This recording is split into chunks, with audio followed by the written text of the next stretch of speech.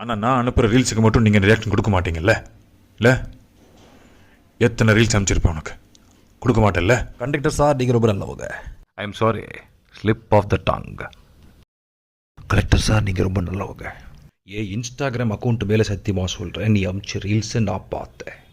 என் manager client காலில் இருந்தார், அதுவும் அட்டன் பண்ணல. என் குழந்தை கத்துச்சு, அதையும் எட்டி பார்க்கல. நீ சொல்கிறதெல்லாம் நான் நம்பணும்ல? It's a puppy shame. இல்லை, நம்பியே தான் ஆகணும்னு சொல்கிறேன். ஒர்க் ஃப்ரம் ஹோமோட கஷ்டம் என்னன்னு தெரியுமா உனக்கு? எத்தனை இஷ்யூ, எத்தனை மேனேஜர் கிட்ட திட்டு வாங்குறேன்னு தெரியுமா?